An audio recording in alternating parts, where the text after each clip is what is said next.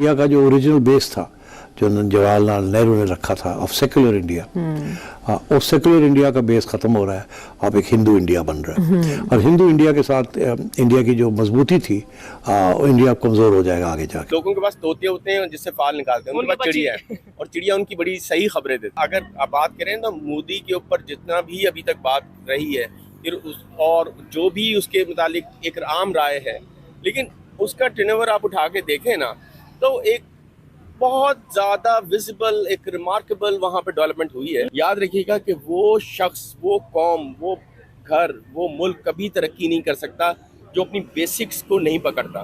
India की तरक्की करने का सबसे बड़ा राज है, उन्होंने अपनी बेसिक्स, अपनी पहचान अपनी चीजों से बनाई। अपना कपड़ा पहनते हैं, अपनी गाड़ी बनवा के, टाटा मोटर्स वहाँ की सबसे ज्यादा चलने वाली गाड़ी है। वहाँ की आप आज भी पान पराग उठा लें, उन्हें अपना पान पराग है। कोक ने 5 दफा कोशिश की थी कि इंडिया में जाके रजिस्टर हो जाए और अपना ब्रांड बेचे, क्योंकि हर बड़ी कंपनी की राल टपकती है। बात है, इतनी बड़ी आबादी में जब वो जाके कोक बेचेगा तो कहाँ रेवेन्यू जाएगा। ऐसा ही है। तो इंडिया का अभी भी लॉ है कि जी आप आए, टेबल पे बैठे, अपनी रखें कि ये ब्रांड बेचना है। 51% शेयर्स गवर्नमेंट को बेचें। 1947 में हमने आजादी ली, 1948 में चाइना ने आजादी ली। ठीक है।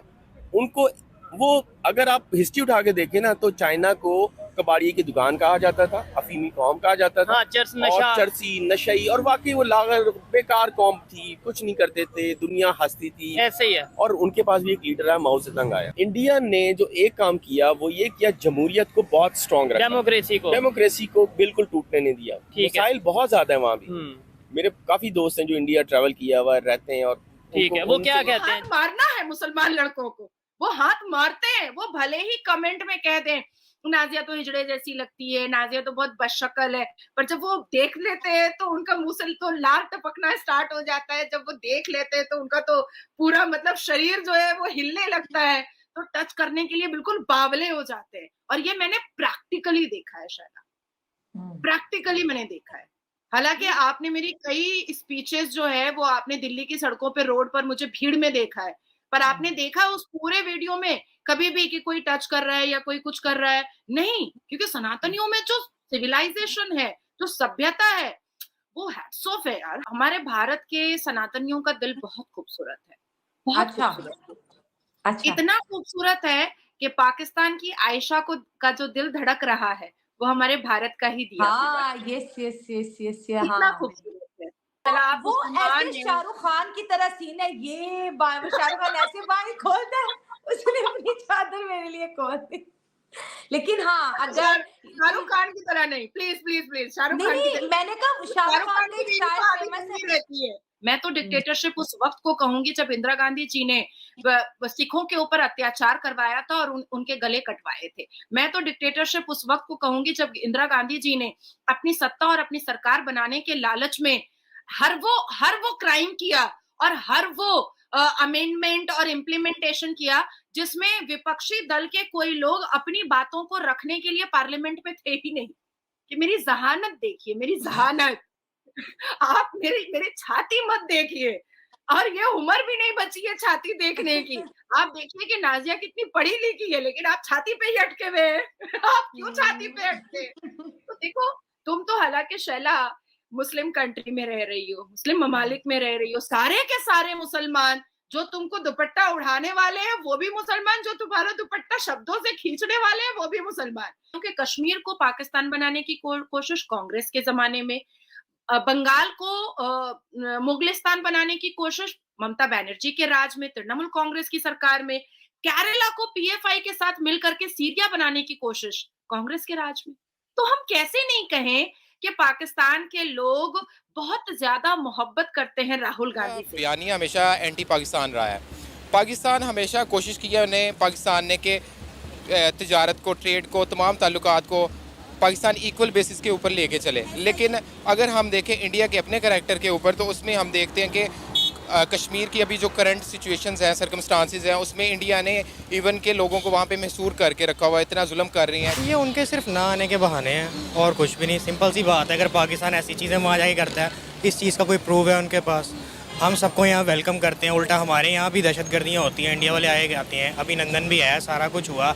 हमने तब भी उनको सुकून से बैठ के हमने सलाह बात की, उसके बाद उसको आराम से हमने इज़्ज़त के साथ जाने दिया। इसी तरह अगर इंडिया आएगा तो उसका भी हम वेलकम करके उसको प्रॉपर खेलेंगे। स्पोर्ट्स को असल में स्पोर्ट्स को स्पोर्ट्स की हद तक रहने दीजिए। और अगर पाकिस्तान दहशतगर्दी करवा रहा है तो ये जो आम लोग, अभी न्यूजीलैंड की टीम आई है, बाकी चीज़ें आई हैं, क्या उन्होंने नहीं खेला यहाँ पे? और दूसरा, पाकिस्तान क्यों किसी पे वो करवाएगा? अगर हम कहते हैं पाकिस्तान में जो अटैक होते हैं तो हम भी कह सकते हैं कि इंडिया करवा रहा है। इंडिया हमेशा एक ना सर्कमस्टांसिस बनाता है, ऐसा बयानिया बनाता है जिससे उनको पॉलिटिक्स में ख़ास तौर पे जो मोदी गवर्नमेंट है उनको फ़ायदा हो। तो मैं इस तनाज़र में देखता हूँ कि बाज़ औक़ात वो ख़ुद ही हमले करवा देते हैं, या अगर कोई हमला होता भी है तो शायद वो जिन लोगों पे जुल्म कर रहे हैं वहाँ पे, तो शायद उनकी तरफ से रिस्पांस होता है, लेकिन वो डालते अल्टीमेटली पाकिस्तान पे हैं। इसका मतलब करे कोई बरे कोई। किसी को रोस्ट करके कितनी भी टीआरपी लेनी है आप ले सकते हैं, रोस्ट ही कर रहे हैं ना, और तो कुछ भी नहीं है। या कोई प्रूव है, अगर पाकिस्तान को ऐसी हरकत है पाकिस्तान के खिलाफ, को इनके पास प्रूव है तो आके बताएं हमारे साथ खेलें, नहीं तो या तो फिर खेलने से डर रहे हैं। गेम को पॉलिटिक्स से दूर रखना चाहिए। जहाँ तक वज़ीर खेल की बात है तो वज़ीर भी डेफिनेटली किसी पार्टी का है वहाँ पे, जो वहाँ पे उनकी गवर्नमेंट है, और आई थिंक वो रेसिस्ट गवर्नमेंट है, हर एक को पता है मोदी के बारे में। तो वो डेफिनेटली उन्हीं का जो है वो वहाँ पे एक वज़ीर है, तो वो वही करेगा जो उसको ऊपर से ऑर्डर मिलेगा, मोदी ने दिया। उन्होंने भी तरक्की की है तो उनकी तरफ देख के भी नहीं सीखते। हमेशा से हमने यही सीखा कि ये हमारा दुश्मन मुल्क है, दुश्मन। इसीलिए बस कहते कि वो हमसे बेहतर है, पाकिस्तान से बहुत बेहतर है इंडिया, लेकिन हम लोग उनकी तरफ देख के ना सबक नहीं सीखते। हम लोग बस यही कहते, दिल में एक बात बना ली है कि वो हमारा दुश्मन और दुश्मन ही रहेगा। पाकिस्तान में जो रॉ मटेरियल होता है ना, वो ज़्यादातर चाइना और इंडिया से परचेज़ किया जाता है। हम डिफरेंस की बात करें, इंडियन मेडिसिन या चाइना मेडिसिन, तो हमें सस्ती ज़्यादा क्या पड़ती है और बेहतरीन कौन सी मेडिसिन है? अगर एफिकेसी की बात की जाए तो वो तो इंडिया की मेडिसिन की एफिकेसी है। सही बात जो है, ठीक हो गया। और चाइना हम टक्कर दे सकते हैं चाइना को इधर एफिकेसी के वाले से, मेडिसिन की जो है ना। कर रहे ना इंडिया के लेक्चर वाली, जब हम लॉ कर रहे थे उस दौरान जब हम स्टडी करते थे ना क्लास में, तो जब मैंने वापस अपने रूम वगैरह में आना या कोई किसी चीज़ के टॉपिक ऊपर, जब यूँ ही हम अपना यूट्यूब के ऊपर कमांड देते थे ना, तो यकीन करें हमें सिर्फ इंडियन के ही लेक्चर मिलते थे। और ये सिर्फ लॉ की फील्ड का नहीं है, ये हर डिपार्टमेंट में इस तरह है। केमिस्ट्री की बात की जाए, फिजिक्स की बात की जाए तो हर डिपार्टमेंट में भाईजान इस तरह है, बिल्कुल इस तरह इनको काम करने चाहिए था। हालांकि अब मतलब पहले इन्होंने नहीं किया और अभी भी नहीं कर रहे। मज़े की बात है, इतना जदीद दौर है, कहीं ना कहीं शर्म महसूस नहीं होती? जैसे आपने कहा कि यार उनके ही इंडियन लेक्चरार, ठीक है, प्रोफेसर आते रहे। अगर आप बाहर चले जाएं तो आईटी फील्ड में जहाँ पे भी देखें तो बड़े बड़े सीईओ जो है वो इंडियंस लगे। तो क्या समझते हैं, हमेशा हम दुश्मनी की बात तो करते हैं, लेकिन ये चीज़ें देख के क्यों नहीं सीखते कि यार अपने मुल्क का फ्लैग भी, पाकिस्तान का फ्लैग भी ऊपर लेके जाओ। जी, हमने मून मिशन भी भेजा, वो भी हमने चाइना के कंधे पे रख के भेजा। तो क्या समझते हैं यहाँ पे, क्या वहाँ पे हमारा फ्लैग नहीं था, वहाँ पे चाइना का फ्लैग था। ये बड़ी बात है कि जब तक पाकिस्तान का फ्लैग, हमारा नाम ज़रूर था लेकिन उस पर फ्लैग चाइना का था। लो, उसके अलावा दूसरे नंबर पे, अगर मुझे ये बताएं, मैं अपनी बात करूँ या आप अपनी बात करें, अगर उस जगह पे चाइना और पाकिस्तान का फ्लैग होता, पाकिस्तान से ठीक है वो स्पेस पे जाता मिशन, तो क्या हमने मिठाइयाँ बांट के खुश नहीं होना था कि यार ये हमारे मुल्क से गया, हमारा अपना मिशन तैयार किया, मेड इन पाकिस्तान? डेफिनेटली इसमें होना था। अब यहाँ पे आप एक मेजोरिटी इकट्ठी करके आप उसको लाइव दिखाने की कोशिश कर रहे हो, ये ऐसे नहीं होता। आप एक मिशन चला रहे हो। हमने औरतों को, ख़वातीन को वैसे प्रेफर नहीं किया, चाहे हम ये समझते रहे कि चाहे अगर औरतों के हाथ में सिस्टम आएगा तो मतलब औरतें तबाह कर देंगी, औरतें सिर्फ घर संभालेंगे। तो क्या समझते हैं, मैंने वहाँ पे देखा था कि जो भी अगर किसी मुल्क की औरतें कंट्रीब्यूशन करते तो मुल्क तरक्की करता है। लेकिन हमारे यहाँ पे मेंटालिटी चेंज है। नो डाउट लाहौर इस्लामाबाद में थोड़ा सा अच्छा बेहतर है, लेकिन रूरल एरिया की बात की जाए, गाँव में, वहाँ तो ये सिस्टम बिल्कुल। इंडिया जो है ना वो बहुत आ गया है टेक्नोलॉजी में, पाकिस्तान से बहुत आ गया, ठीक हो गया। तो इस वजह से देख के सीखते हैं, क्योंकि अभी जो अगर रॉ मटेरियल की बात की जाए तो ट्रेड तो बंद है, तो वाया दुबई या सिंगापुर से आती होगी इंडिया के साथ जो हम ट्रेड करते होंगे रॉ मटेरियल की। तो ट्रेड क्यों नहीं खोलते कि यार मुल्क बेहतर हो सके? देखिए सर, अब हमारा नेशनलाइज जो कंपनीज है ना, फार्मास्यूटिकल कंपनीज हैं, वो ऑलरेडी